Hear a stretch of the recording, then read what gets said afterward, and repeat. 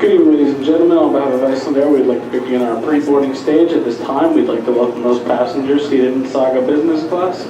They're just starting to call the flight for Reykjavik. If I look tired, it's because I am. It's been a long day, a lot of traveling, and not the least of which is still ahead of me. I'm going to be leaving here at 8:30, and my time I'll be landing in Iceland 1:30 in the morning, but Iceland time it'll be 6:30 in the morning. So I'm going to lose 5 hours. Wish me luck. Let's hope the plane lands in Iceland like it's supposed to. I'm digging it already. They have signs on the headrest that tell you how to speak Icelandic.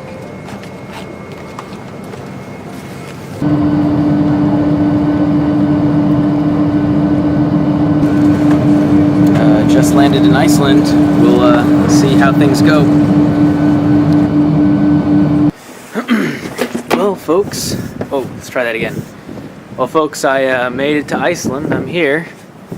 It's definitely takes a while to get dark around, or to get light around here. The sun didn't really come up till about 9:30 or so in the morning. So it's about 10:30 now, and I'm walking around, kind of checking out what the sights are like. Here, I'll get you guys some views of the sunlight.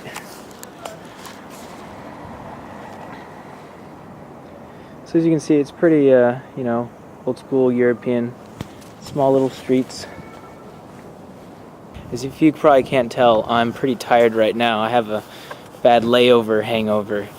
So I'll have to take a nap at some point today to kind of get back up to speed.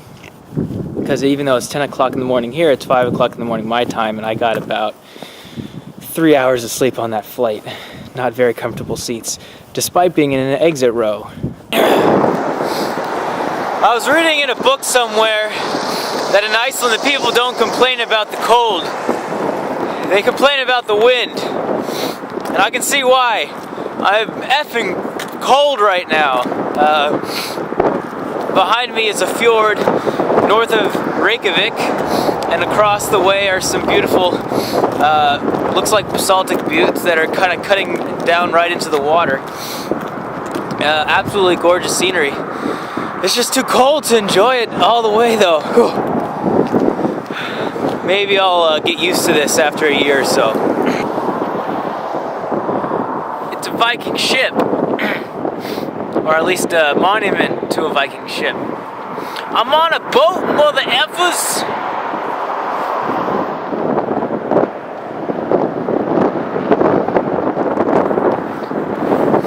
Definitely not seaworthy. That thing wouldn't float for 2 seconds. I don't know what those Vikings were thinking.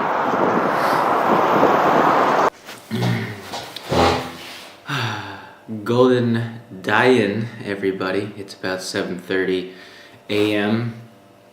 on Saturday morning. I went out last night and got this nice little happy face. I don't know how to begin to describe nightlife in Reykjavik. I went out with 3 people that I instantly became pretty good friends with. James, Kathy, and Tyler. You guys are awesome. If you're watching this, thanks again for the very good night.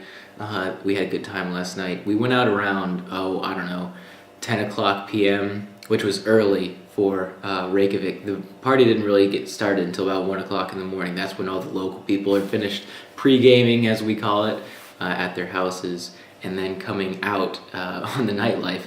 So things started getting interesting around 1 o'clock a.m. We went and saw a show. We've hopped around to probably 3 different bars, and I was out until about 5 o'clock in the morning last night. So I went to bed about 2.5 hours ago. It's now 7:30 in the morning, and I am getting up, eating breakfast, and leaving for my bus, which leaves in about an hour. I have about a 30-minute walk to get there.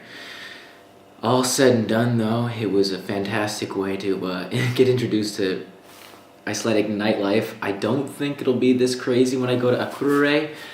I could be wrong, though. Who knows? Maybe that little town of, a couple thousand people might just have the same chutzpah that Reykjavik does, but it was by far the most surreal experience I had last night. I'm riding on the bus today and heading up to Akureyri. I'm getting a sense of the landscape here around Iceland, and it is desolate. I mean, there's nothing out here. There are a lot of farms along the way, and you see a lot of Icelandic horses, which are kind of stocky and smaller than what we normally think of. They're really furry too, and they don't move around very much. I kind of thought the first couple of horses that I saw were statues. I guess they're not wasting any energy on moving around too much. I mean, I can't even just start to describe to you people, I mean, how wonderful this is. It's my widescreen lens isn't wide enough to take in all of this at once. It's just so amazing.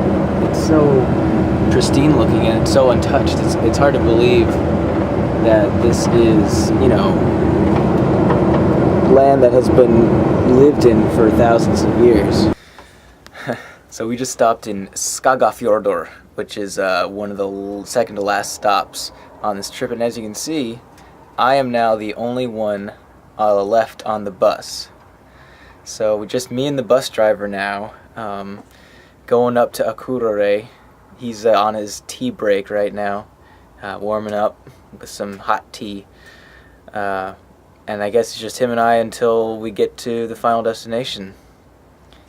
It gets pretty isolated pretty quickly, I've found, out here in Iceland. But that shouldn't be of any surprise.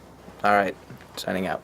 That's it up ahead. I don't know if you can see, but this is the little town of Akureyri, which I'm pulling into soon. This is going to be my home for the next year.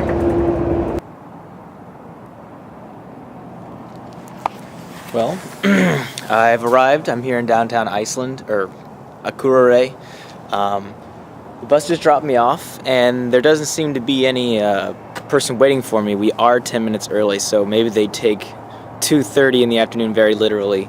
In any case, I'll just be waiting for the next 10 minutes, and hopefully someone will come to pick me up.